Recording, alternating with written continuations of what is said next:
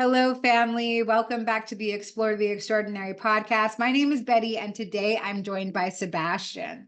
And Sebastian is a comedian. He's also a nonprofit founder and has a podcast called What Happened to You with Sebastian Scales. And I'm really excited to have Sebastian on our platform today to introduce him to our community here at IANDS. And so I'm going to toss it right over to you to do that.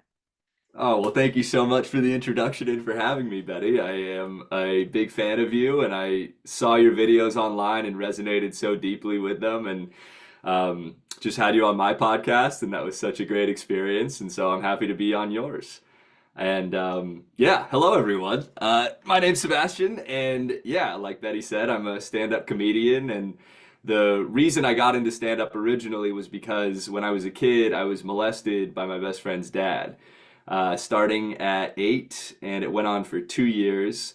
And I eventually told my parents. We had to go to trial, and the guy did not get convicted. It was a whole thing. It's pretty standard for molestation cases because there's rarely any evidence in these types of situations. It's just a kid being like, this guy did this, or whoever did it to me, and whoever it is like, no, I didn't. So oftentimes that's not enough to convict somebody in our judicial system.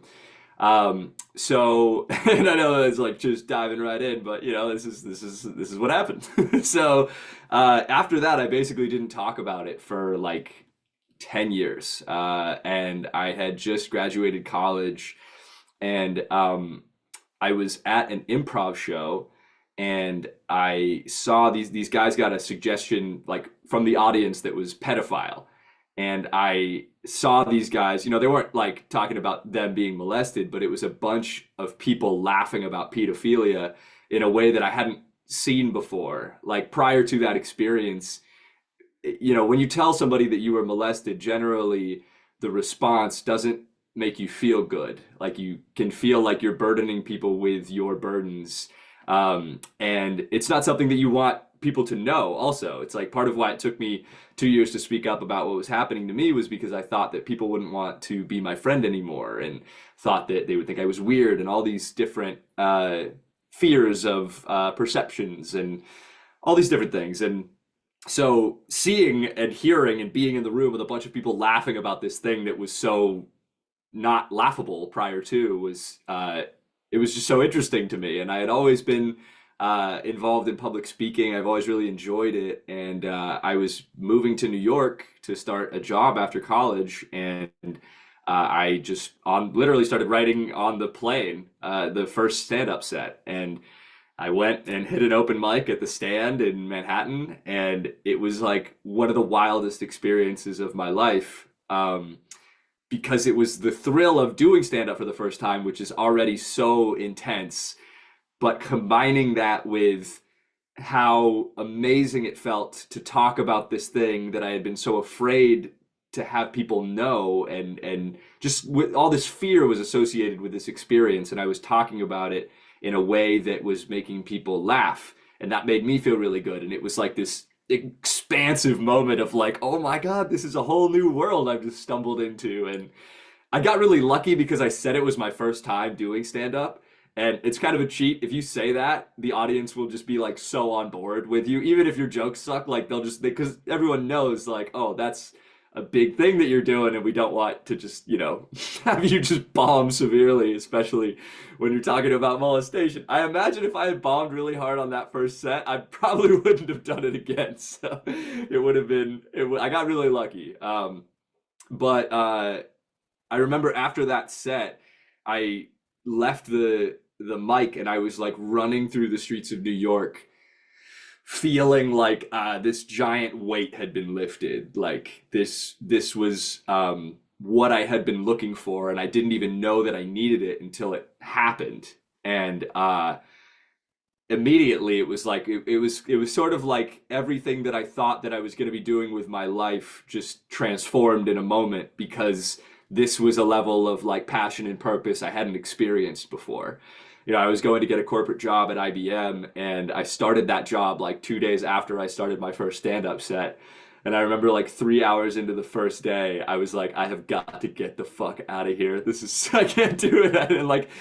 No knocking IBM or whatever. It's just like, I knew it resonated so much with my soul, this experience. And I knew that the work that I was doing at IBM was so not. Sorry, can I swear on this or should I not? Okay, cool. Right on. So, but I didn't have any money, and so I was like, okay, I literally am paying $5 to do stand up. It's cost me money to do this, so I can't just quit this job right away. So I did it for a year, and I was doing stand up basically every night as much as I could. And after that first set, I bombed pretty severely for like 4 months. It was quite extreme, and it's I fortunately that first set gave me a lot of it was like a bank of possibility. Like, okay, I know that at some point I'll figure this out. It's just going to take some time. And I I remember the first joke that I ever got to land that I registered, oh, this is going to work all the time. And it was uh, whenever I do stand up about being molested, it feels like a giant weight has been lifted off my shoulders. And every time I do stand up about it, it's like, here, you guys deal with this. And it was funny because I remember writing that and saying it on stage and not even thinking that it was going to do that well because it was just true.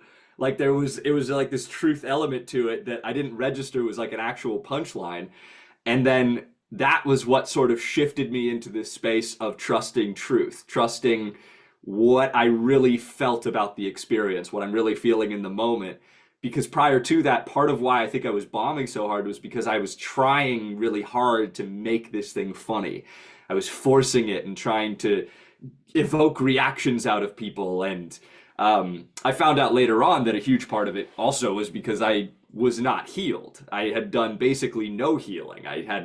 I went to therapy after the trial when I was a kid, but I didn't want to talk about it then. And so as I kept doing stand up and sort of figuring out how to tell my story in a way that was funny, people started coming up to me after shows and they would say that they had been molested too. And it would be like this wild experience of a total stranger saying something that most strangers would never say to another stranger, and certainly not in the way that they would say it, which would be very light, positive, upbeat, often smiling.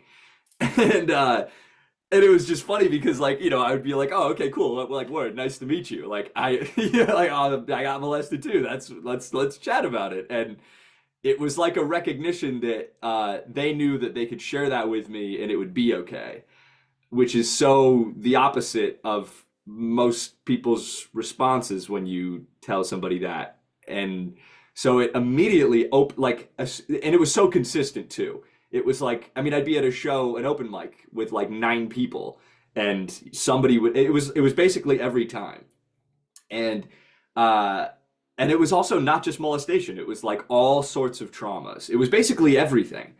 And it immediately I sort of realized this is so much bigger than I thought it was. Like, because if I were to do this show in a room of 900 people instead of 9, statistically the numbers would be they would correlate. And then from 900 to 9,000, all the way up to everyone on Earth. I think statistically it's probably in the billions how many people have experienced molestation. And certainly everyone on Earth has experienced some form of trauma. So I think people were really connecting with the openness and the vulnerability and the opportunity that they saw to share something that, just like me doing stand-up for the first time, I didn't really know that you could do this. So that was where the idea for the podcast came from, because I was having these conversations with people that, like we've talked about, Betty, like the levels that you get to people when you share the vulnerable parts of yourself are so deep, so fast. It cuts through so much. Not that like surface level conversation is bad, it's great, but the connections that you make with people on that level, because it's like, oh, that I got molested, so I'm not like afraid of you finding out other things about me. Like, this is like the worst thing that happened to me. I mean, quote unquote worst. It's also the best in many ways, but conventionally speaking, this is the thing I'm most afraid that you could know about me. And so now there's this level of freedom in the conversation that allows for anything to be talked about. So I started recording these podcasts and I put it out online. And it was in 2020, I think, like November of 2020, I put a TikTok out of a stand-up bit that I do about my parents getting me Heelys after I was molested. And I put it out online, and it got like 1 million views in a day. And it was like my first experience with like real virality. And it was so intense. I mean, just like I was saying, like the correlation, it was, I mean, thousands of people were reaching out, messaging me saying all the things that were happening after the stand-up shows.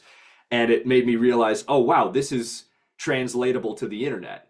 And it had been happening on a much smaller scale with the podcast, but it was when the TikTok happened that I really realized, like, okay, this is, like, I got to get set up here, because this is, it's really hard to like, you don't want to leave anyone hanging, you know, like people are sending like paragraphs and pages sometimes. So a lot of these people are saying they've never told anyone before.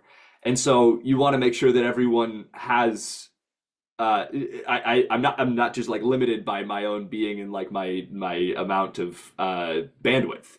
So that was what caused me to start the foundation, the nonprofit. It's called What Happened to You Foundation, and it's based in California, and we're dedicated to normalizing conversations about trauma using humor, and expanding into the space of taking the experiences that I've had and trying to make sure that nobody goes through them again, such as the trial experience. The guy who molested me was in the courtroom for that whole trial, which is also standard because of our judicial system. You have the right to confront your accuser in court, even if your accuser is literally 11 years old.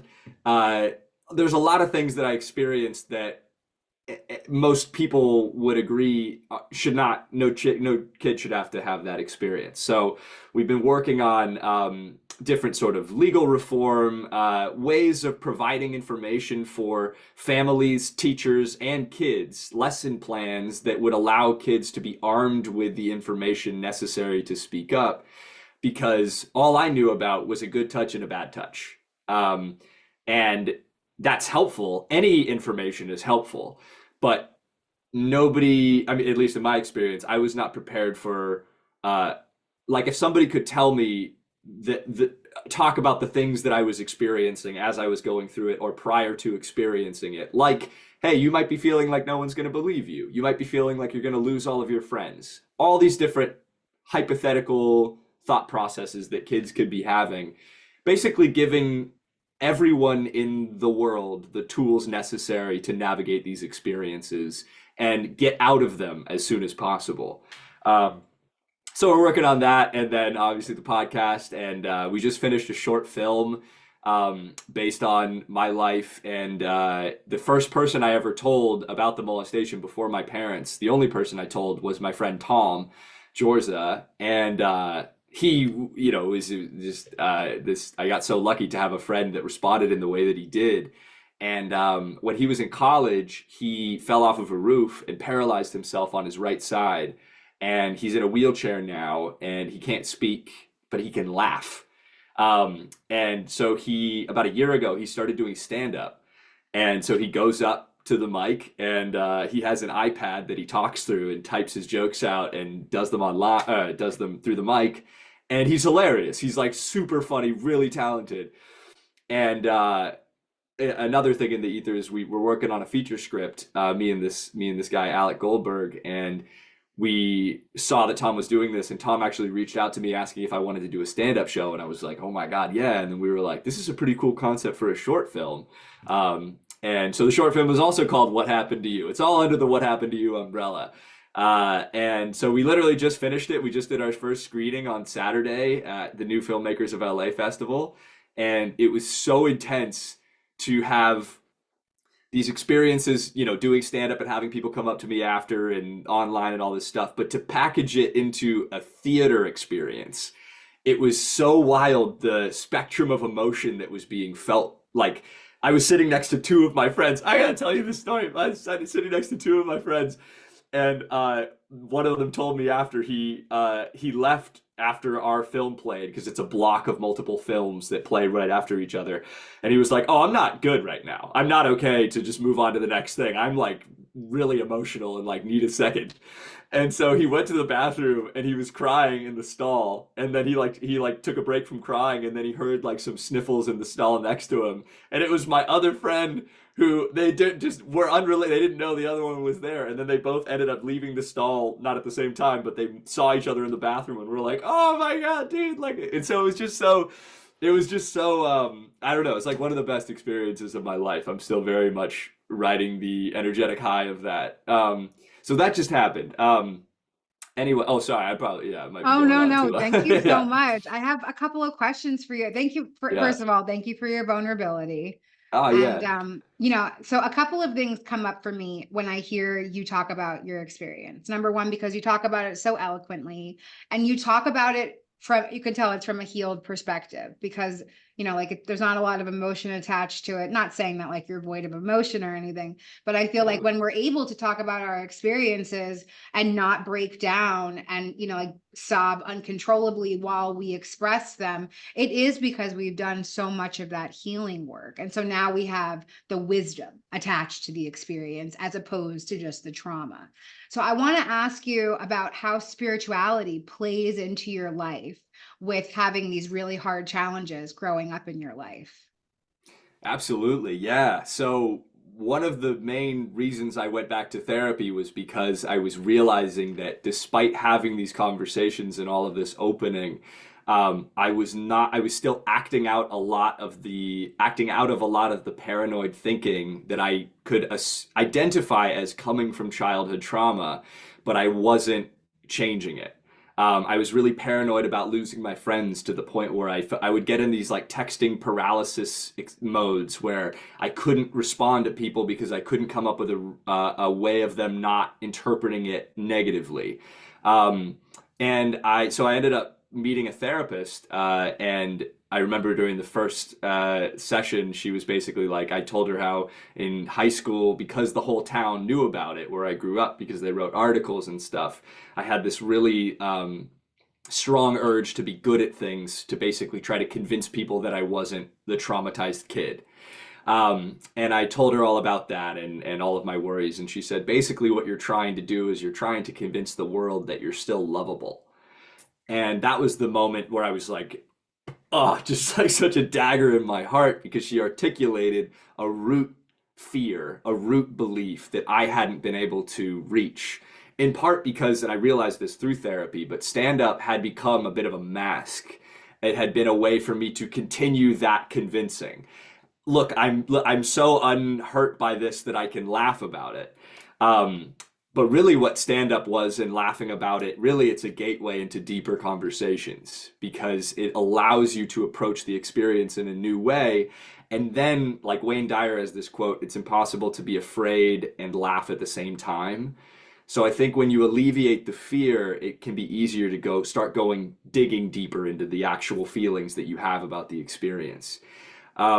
And so through therapy, EMDR was really the thing that allowed me to start healing. And it was a super spiritual experience. Like in one of the EMDR sessions, I was able to go back into the first moment that the molestation happened. And I like kneed the guy who did it in the head and knocked him out. And then I was able to like communicate with my younger self. So basically I was back in the experience as my current self watching this happen, and I was able to stop it, and I could take my younger self out of the room.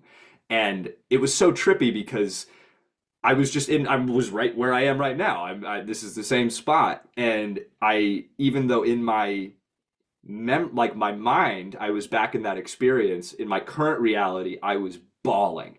I was like, deep guttural, like almost just like wailing, like so much stuff was coming up and out.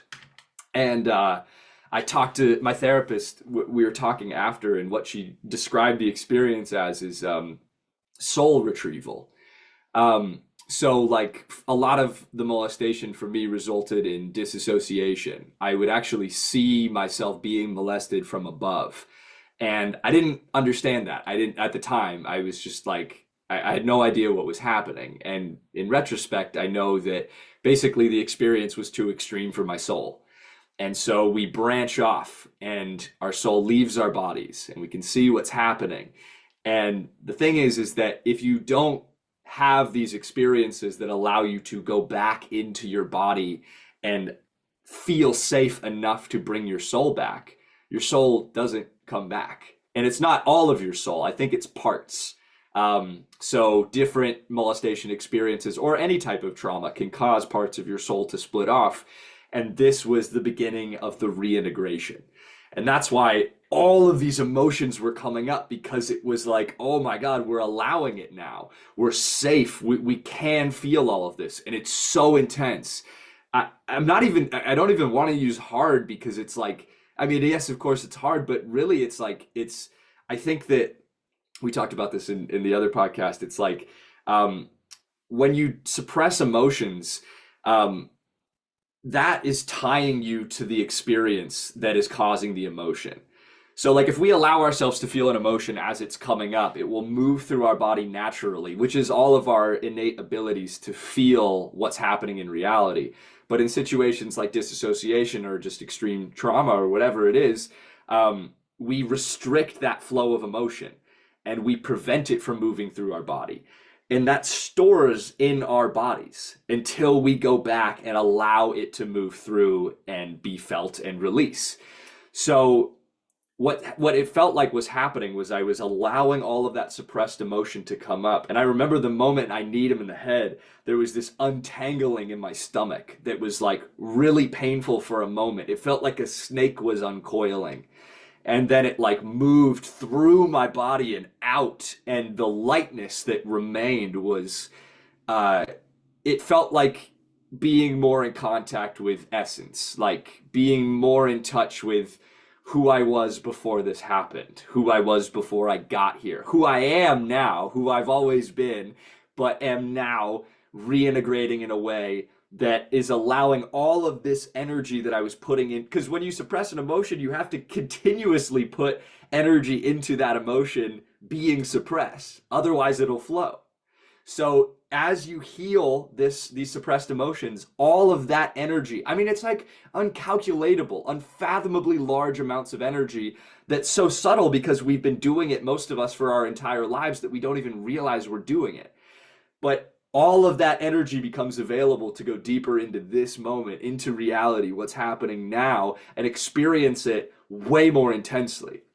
Like because we don't think about this at the time, but when you suppress any emotion, you're suppressing all emotions because you are suppressing your ability to feel. So if you are not allowing yourself to feel, even if you're not allowing yourself to feel bad emotions, you are restricting your ability to also feel happiness, to feel all the things that you love. So it's really getting back into this space of total allowance, whatever it is that you're feeling, allowing it all to be here. And the depths that, I mean, it's still obviously this, I think it's an infinite well of potential in terms of feeling ability that we all have that just continues the more we expand and grow. And so yeah, that's what it's feeling like now. And now the emotion is flowing so intensely. Like yesterday it was the eclipse, but regularly I cry like pretty much every day. And it's not always from these heavy things. It's also from gratitude, just from things that you don't normally associate tears with, but it's because you're allowing all of the emotions to flow. Wow, I love everything that you just said. I scribbled so much stuff. I'm never going to be able to comprehend everything that I wrote down, but um, I love that you're talking about EMDR. I love having practical tools for people who are going through things, instead of just being like, just think positive thoughts. Well, no, we have to like kind of gut some of this stuff out. I just had a remembrance moment where you're talking about sort of like this guttural untangling happening. And that also happened to me a couple of weeks after my spiritual experience, as all of the trauma was starting to unravel and like leave my physical body. Because you're right, we do store that stuff in our physical bodies. And for those of us who have had spiritually transformative experiences, it's not just like, okay, I have this near death or near death like experience, mystical experience, and now everything's okay. It's like, no, your body is keeping the score. And so you have to Yeah. start to transmute all that stuff in your body. I love that your therapist helped you tie in this spiritual concept of soul retrieval into your Hmm. Western therapy. I think that that's so beautiful and so needed. And so many people are looking for practitioners like that who can bridge the gap for us. Like, I Hmm. feel like there's so much in the Western world that has disconnected us from culture and spirituality. When I hear a testimony like you just gave, I know that we're on the right track, because there are people who are out there that are bridging that together, because it's so necessary, because this is all some form of spiritual dis-ease. So I Hmm. wanted to ask you another question, about what is it like being a man and Hmm. being this like open and vulnerable and really letting your authentic self out when it comes to trauma, because I feel like that might be a challenge in the world that we live in, to be a man and to go through that. Totally, yeah. I mean, I think that that's one of the things that's so cool about sharing what happened to you is that there's a recognition that is on the soul level that I think is, in a way, it is sort of transcendent of gender because everyone's got stuff. We all handle it in so many different ways, and I know, in the world that we live in today, it's like for men especially, it's weak and all of our the past generations, it's all like you bottle that up, do not say a word, and then expanding that out to like evolutionarily, tribally speaking, tears are vulnerable, and you do not want to be vulnerable as a man in the tribe because you may be kicked out of the tribe for weakness. I mean, you can extrapolate it back into the primal parts of our operating system that tell us that you need to always be strong, you need to be hard because you are going to get attacked and die if you don't. Or, I mean, the nervous system that we have today is the same one through different variations, but was like surviving saber-toothed tiger attacks and things. And so we're not in that space anymore. There is no danger in feeling your feelings. There's dangerous actions. There are wrong actions you can take, but there's no ramifications of you allowing yourself to feel. I mean, if that's what I mean about like the hardness of feeling feelings. It's like it's actually the easiest thing to do. All you have to do is not do what you've been doing, which requires energy, putting this energy into the resistance. All you have to do is allow, which is effortless. So I think that's what's so cool about like, those were my two guy friends in the stall. And actually, we were talking about it after because it is a unique guy experience to have. I mean, it is such, you think of like girls, sort of like crying in the bathroom and becoming like best friends and bonding and stuff. And it's like, wow, I like don't know if that really happens for dudes. And so I think that it's really cool because wherever people are at in their healing journey and even their perceptions of emotion, I think that there is a soul recognition that is beyond the thought patterns that you've subscribed to, the thought patterns that you constantly think, your belief systems. Because even if you don't feel that it's for you or this isn't how you've been doing it, I think people can just feel how you feel. And that's what happens on stage and stand up. It's like the audience feels how you feel. And it's so much more important that like, if you don't feel good, they will not feel good. Even if what you're saying is funny, if you are nervous or whatever, they will pick up on that. And I think that's just because we're humans and we have this innate ability to pick up on what's happening. We're energetic, vibrational beings. And regardless of what you like think, everything is vibrating. And so like it's happening regardless. And so it's cool because I think it cuts through a lot of the societal norms and expectations that tell men and women and anyone that like you're not supposed to cry, you're not supposed to do this stuff.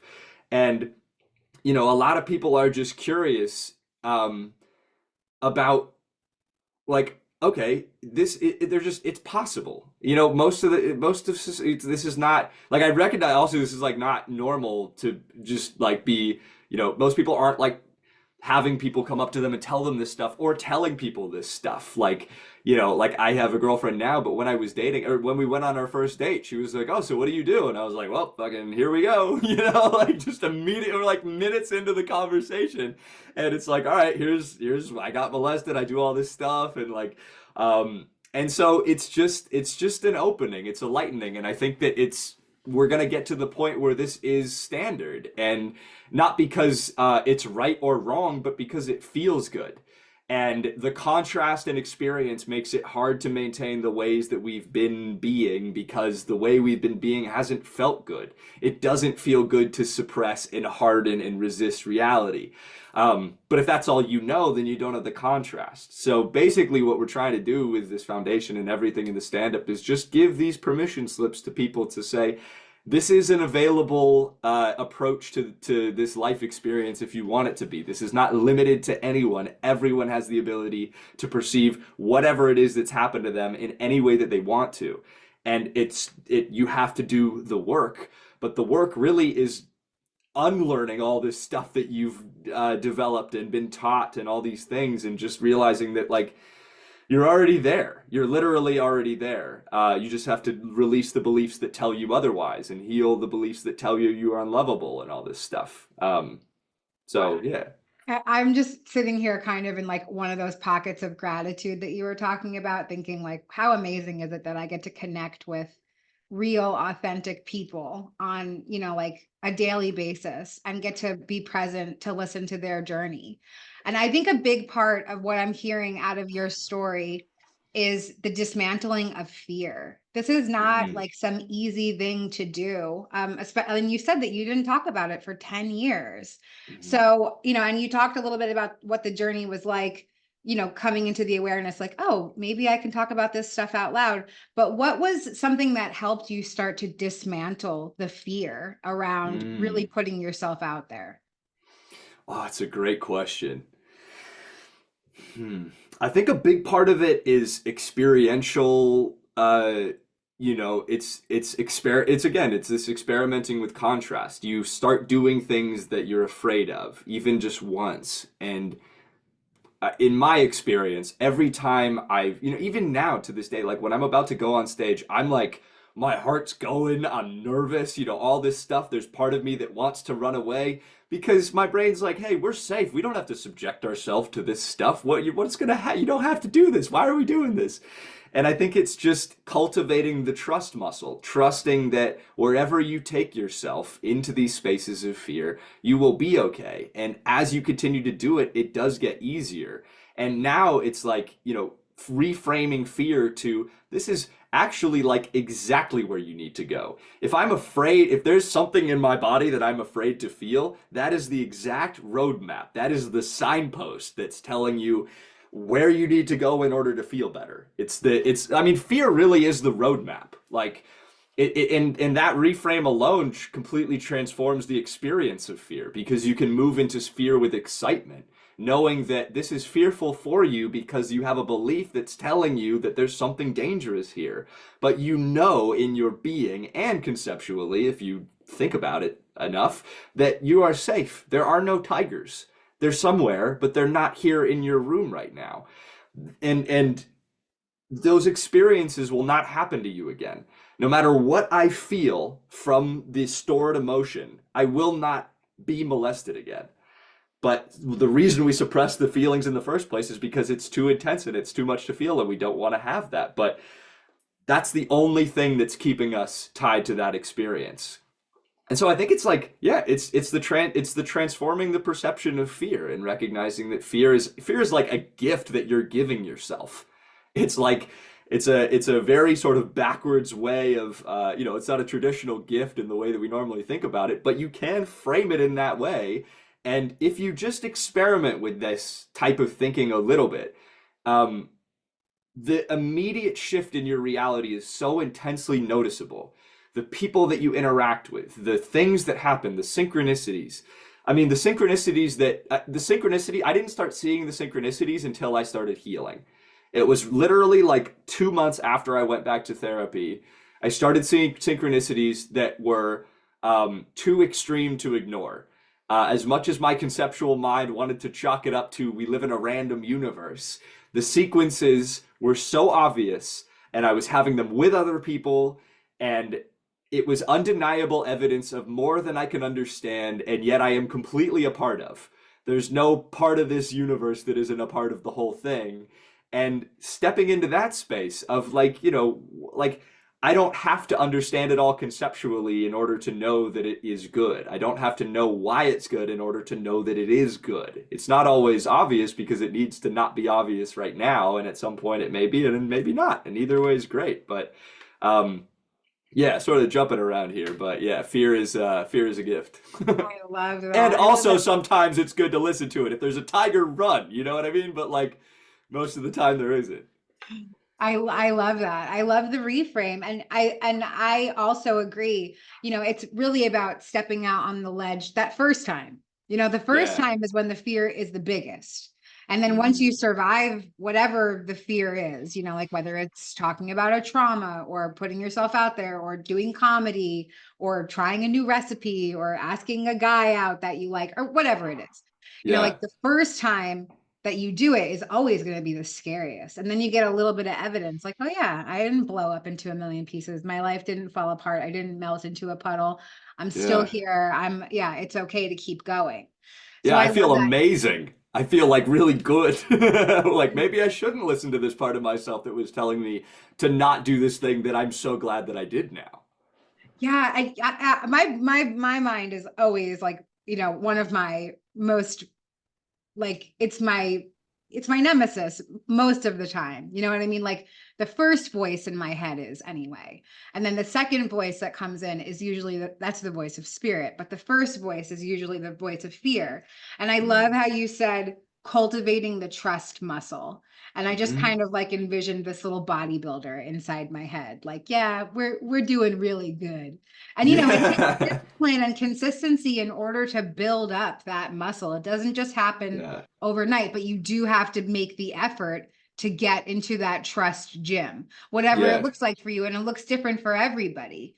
So Yeah. I love the imagery that came up for me when you said that. And I've really enjoyed our conversation today. And I just Oh. want to see if there's anything else that you'd like to share to feel more complete about our time together. Ah, I feel perfectly complete about it. I will just say, like, yeah, like the trust muscle, I think is so associated with awareness cultivation too. If you can become aware of these fear-based thought patterns, it makes it a lot easier to do something about them or not do something about them, whatever feels better. Um, Awareness, I mean, meditation has been a part of my life, ever since I was a kid. Um, and I think having a practice every day, whatever it is that works for you, that allows you to come back into contact with what's actually happening, and not what you're thinking about what's happening, that's, I think, in many ways like a soul retrieval. It's coming back into this moment that you were so afraid to be in during these experiences that you've had. And so there's no, literally every single person is on their own unique path. And what's so cool is that you know what's best for you. You know beyond anyone else what's best for you. If you can get in touch with the part of yourself that knows, which it's who you are, literally. It's this fearful brain, these thought patterns that tell you all these other things. But the voice is always there. It's who we are, and and like we're all it's what we all are. We all have it, and I think it's just like letting it's literally like just letting yourself be, like not trying to conform to some version of you that will fit into the versions of other people. It's like yeah, we're all there. I love So that. Thank you so much. Thanks for expressing yourself so wonderfully. I mean, really, truly, I am in awe of thank watching you. somebody else's journey of transformation and healing and get to be a witness to that and to see somebody thriving in the face of adversity. It's pretty inspiring, brother. All right.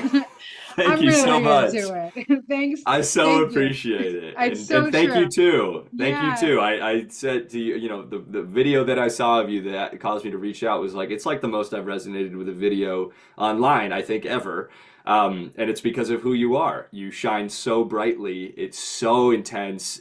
I think we talked about this. It's easy to see yourself in you because of how much of you are. And so it's just like you're lightening the world just by being who you are. And so I'm grateful to be in your orbit. Oh my goodness. I'm going to replay your little clip right there every day for myself to inspire me. Thank you so much for your service to our community, and we'll see you next time. Fantastic. Thank you for having me. See you then.